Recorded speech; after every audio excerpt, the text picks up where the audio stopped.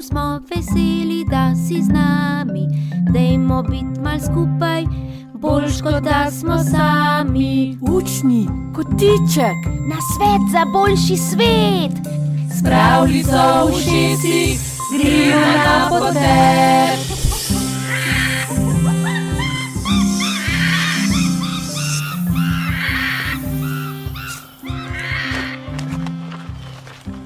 O, Južno, pa koliko je velika ta njiva, no. Že celo dopoldne prekopavava, pa sploh še ne vidim konca. In zakaj nisva rekla sosedu kmetu Tonetu, da nama posodi traktor, pa bi bila njiva za sajenje krompirja hitreje pripravljena? Saj imam res imam zelo rad pomfri, ampak da moram takole, no. Pa ne vem, no, če bo šlo takole vsako leto. Delam, pa potim se, pa delam. Ojoj. Veš, šele zdaj se zavedam, da je pridelava hrane nekaj čisto drugega, kot izbiranje izdelkov v trgovini. Jošt, nehaj se pritoževati, odloži lopato in pridi na limonado. Veš, tele limone sem dobil s Hvara. Prijateljica od tete jih nabira kar pred hišo. Prvi limonovec je tam posadila že njena babica. In tako že kar nekaj generacij limone nabira na domačem vrtu. O, Juž, to je pa odlična informacija, ker je mojega enega in edinega limonovca, ki ga gojim v loncu na balkonu, napadla listnata uš. Pa se je nikakor ne morem znebiti. Zamenjal sem gnojilo, manj in več zalival, iskal sem najbolj primerno mesto za rast, pa se mi zdi, da še nisem našel najboljšega. Morda bi lahko za kak nasvet vprašal tvojo prijateljico? Morda pa res. Mislim pa, da je limonovcem na vrtu precej lažje rasti že zato, ker imajo veliko več zemlje, v kateri lahko korenine naredijo večji, močnejši koreninski sistem. Verjetno res, ja. Primerna zemlja oziroma prst je prav gotovo zelo pomembna za rast rastlin. Veš kaj? Mislim, da je najbolje, da si poslušam tokratno oddajo Oro in morda kak nasvet za obdelovanje zemlje dobim prav tam. No, pa grem. No, Jošt, nikar se ne izmotavaj. Tole še prekopljeva, potem pa lahko oddajo ob limonadi poslušava skupaj. Zmenjeno. Pa dajva.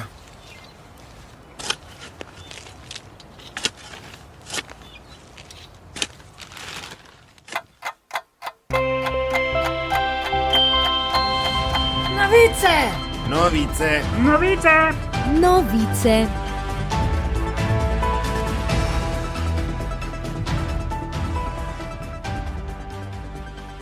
Pozdravljene, drage poslušalke in dragi poslušalci. Zopet nas čaka lep šopek novičk. Zakaj vem, da je lep? Ker je zrasel na zelo rahli zemlji. Po njej namreč koplje naš prvi gost, Krt Črt. Lep pozdrav v globino, se slišimo? Dober dan, prekrasen dan. Ja, res lep. Danes sem imel za kosilo 2 polža in 8 mušic, njamci. Se pa moram zdaj malo spočiti, ker sem pred kosilom kopal rove. Zato počivam, ja. Med počitkom bom prečital eno pesem.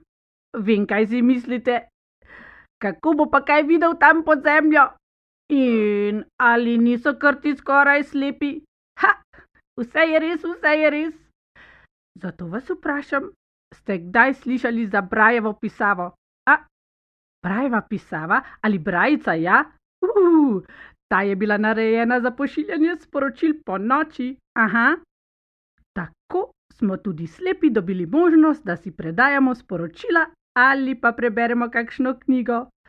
Zdajle, na primer, bom prečital eno lepo pesem Srečka Kosovela. To je moj najljubši pesnik. Je pa minilo že kar 120 let, odkar se je rodil. Ampak ne živi več. Razen skozi pesmi. Pesnice in pesniki sporočila pošiljajo v pesmih. Tako Si lahko tudi jaz, ki sem slep, predstavljam svet, čeprav ga ne vidim. Predlagam, da tudi poslušalci in poslušalke preberejo kakšno pesem. Če pa ne znate, pa prosite kakega odraslega. Srečko Kosovel je napisal eno lepo pesem o sončnici. Najdete jo v knjigi Medvedki sladkosnedki.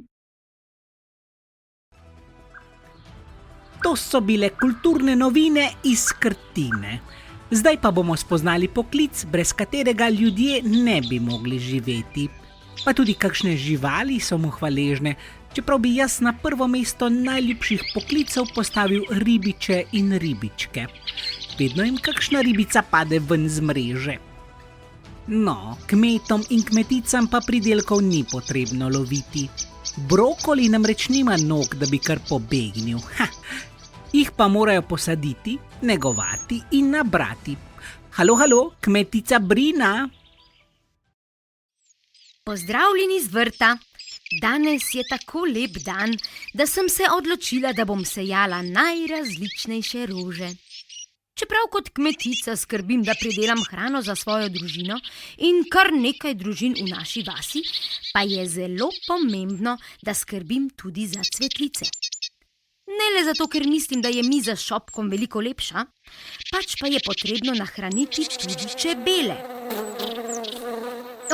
Kako lepo je opazovati marljive delavke, ki letajo s cveta na cvet in z rilčkom srkajo medičino in mano. To potem shranijo v svojem želodcu in nato odhitijo v panj. Tam predajo medičino panskim čebelam, ki medičino obdelujejo in jo nato polagajo v satne celice, v katerih medičina dozori v med. Zato hvala čebele za med, ki tako zelo lepo začini skorajda vsak čaj. Naj si bo dovolj govorjenja, kmetice in kmetje počivamo po zimi. Pomlad pa je čas, ko zavihamo rokave in si umažemo roke. Se strinjam, čeprav si sam rok ne morem umazati, ker jih nimam. Na koncu pa se bomo zemlje dotaknili še s svojimi jeziki. No, ne dobesedno, bo pa za nas pojezikal kameleon Blablaž. Ohoho, lep pozdrav v jezikaškem kotičku. Tudi zemlja se pogosto pojavi v našem govoru in pogosto pomeni nekaj čisto drugega. Naprimer, če za nek prostor rečemo, da je raj na zemlji, to pomeni, da se imamo tam izjemno lepo. Recimo, nekomu, ki rad plava, je morje morda raj na zemlji. A pozor! Obstaja tudi izraz pekel na zemlji. To pa pomeni, da je vse prej kot lepo. Prav grozno, bi lahko rekli. Naprimer, nekomu, ki se boji višine, bodo visoke stolpnice pekel. Pa še tale je zelo pogosta. Se ti je že kdaj zgodilo, da ti je bilo tako nerodno, da bi se najraje spremenil v muho in odfrčal? Jaz sem enkrat stal na odru in pozabil čisto vsako besedo svojega besedila, ki bi ga moral povedati. Oj. Takrat sem si želel, da bi se tla pod menoj odprla, jaz pa bi izginil v to luknjo. Takrat bi se, kot rečemo, najraje udrl v zemljo. No, toliko za danes. Pa uspešno jezikanje vam želim. Čau! Hvala, cenjeni kolega. To so bile novice, jaz pa grem malo poletet čez bližnje njive. Danes mi ribe ne pašejo, zato bom pogledal, če se kje v zemlji najde kakšno okusno seme. Nasvidenje!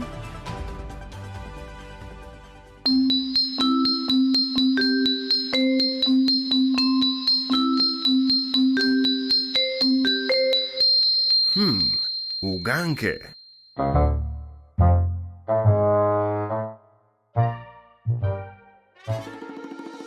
Danes smo za vas pripravili 3 uganke, vsaka od rešitev pa je na nek način povezana z zemljo. Pa začnimo. Ko jabolko ješ, daj na peclje oči in glej, da v njem majhna žival ne živi. Raje kot v sadju, ga srečaš v zemlji. Včasih je manjši kot tvoja obrv, tale žival, ki ime je. Je šlo? Upamo, da ti je Rima pomagala. Tudi rešitev naslednje uganke je ena žival, ki je tesno povezana z zemljo. 1, 2, 3. Pokukaj iz zemlje in že ga več ni. Preden pomisliš prekoplje cel vrt, dela kartine, to je naš. In še zadnja uganka. Tale bo morda malce težja. Če ti ni šlo, poslušaj še enkrat ali pa za pomoč prosi koga od odraslih. Spomladi je treba njive zorati, narediti prst bolj mehko, krompirju in solati. Včasih s traktorjem, včasih pa z lopato. Kmetje rahljajo zemljico zlato. A včasih porabijo malo več truda, ko na pot jim pride kepa zemlje oziroma. Tole so bile naše zemeljske uganke. Pa veselo možgančkanje!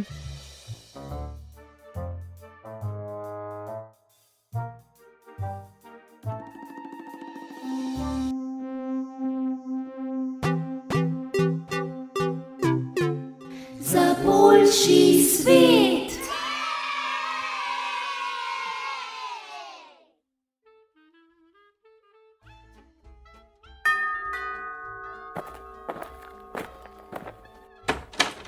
O, Metka, Čau, Beni, oprosti, ključe imam spodaj v avtu.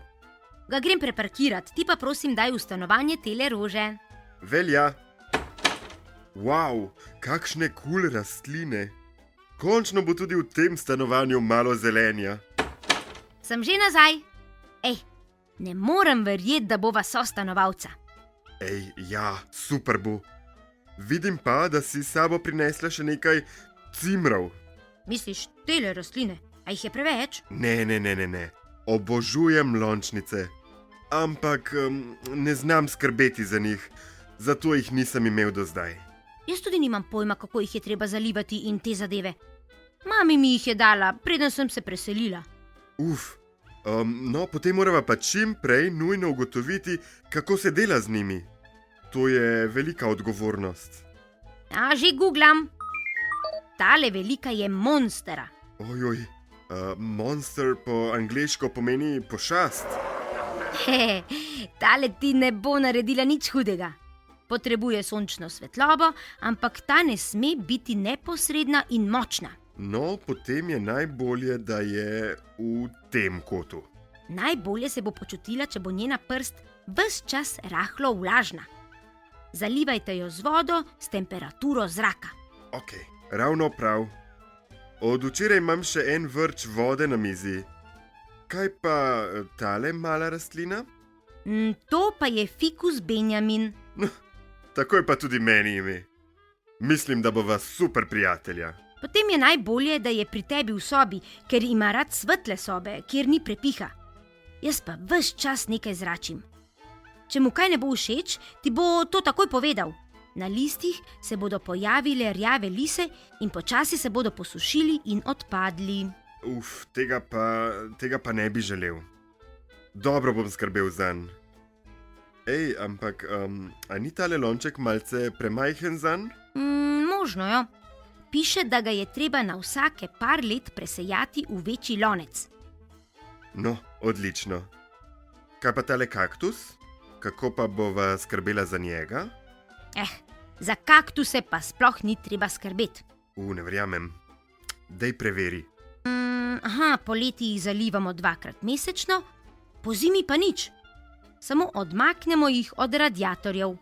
Priporočajo celo, da jih damo nekam na temno s temperaturo od 5 do 10 stopinj. Potem bo pozimi šel na zaprti balkon. Dobra ideja!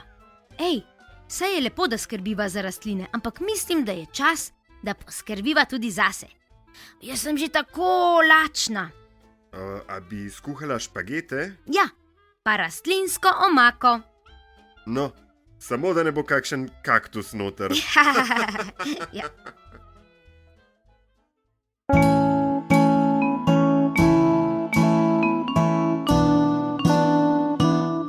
Pravljica.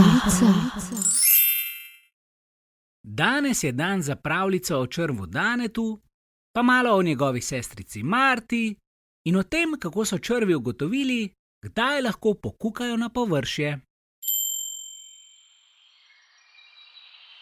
V dolini med gozdovi in travniki je živel deževnik po imenu Dane. Bil je poseben deževnik, saj se je rad sončil. Medtem ko so drugi deževniki raje ostali pod zemljo ali skriti v senci, je Dane oboževal občutek sončnih žarkov na svoji koži. Vsako jutro, ko so se prvi sončni žarki prebili skozi krošnje dreves, je Dane zapustil svoj dom pod zemljo in se povzpel na površje. Tam se je razgrnil na topli zemlji, raztegnil svoje telo in se prepustil toplim sončnim žarkom, ki so ga ogrevali od glave do repa. Ko je sonce okoli pol dneva postajalo vroče, se je zatekel v zavetje in pod površjem obračal zemljo, da bi ohranil rodovitnost tal in s tem omogočil rast rastlin. Bratci in sestrice, ki sonca niso dobro prenašali, so ga vsakič, ko se je vrnil pod zemljo, zasuli z vprašanji. Ali so cvetlice že odprle svoje cvetove? Kako pa izgleda solata na oni strani zemlje? Si danes srečal kakšno žuželko? Je vprašala najmlajša Marta, ki je bila najbolj radovedna med vsemi. Dane jim je opisoval barve, vonje in posebej očarano govoril, ko je opisoval sonce. Vse se obrača k soncu. Cvetlice in solata stegujejo svoje vratove proti njemu in čebele so mu hvaležne, ker se cvetovi razprejo in potem gredo lahko nabirati med. Še pika polonice lažje razprejo krila, ko jih božajo sončni žarki. Škoda, ker vsega tega ne morete opazovati z mano. Ko se je naslednje jutro zopet odpravil na površje, je čez nekaj časa opazil, da mu nekdo sledi. Kmalu je ugotovil, da je to njegova najmlajša sestrica Marta. Upam, da male črvičke vedo, da ni dobro, da se svojo občutljivo kožo nastavljajo soncu. Je Dane želel opozoriti Marto, še preden je prevrtal zadnji rov do svojega najljubšega kotička na jasi.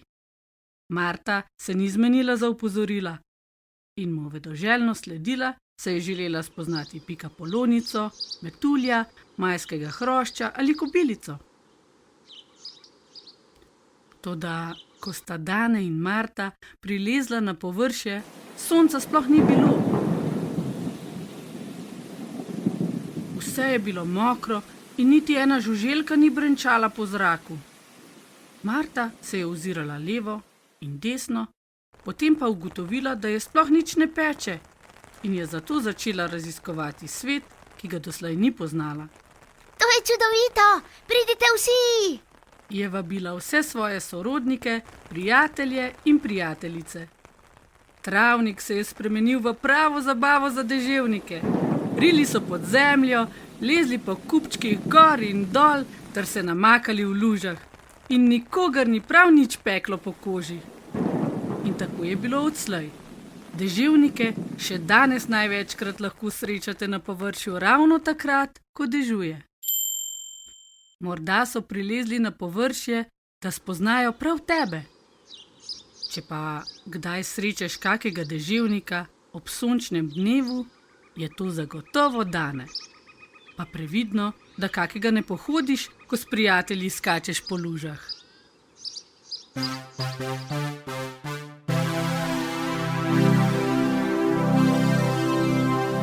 Še čestitka in pozdrav iz zvočnika. Čau, čau! Bis hedo! Doviđenja! Zajđen! Naslišanje!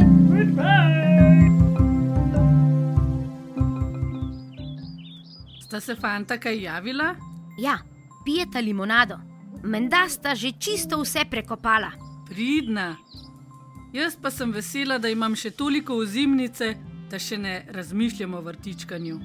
Res so odlične tele vložene gobice, ampak počasi bom morala tudi jaz svoj vrt prekopati. A misliš, da obstajajo električne lopate? Ha, to bi bil odličen izum. Ampak mislim, da nama lopatanje ne ujde. Se si slišala kmetico? Kmetje in čebele po zimi počivajo, ostali 3 letni časi pa so namenjeni delu.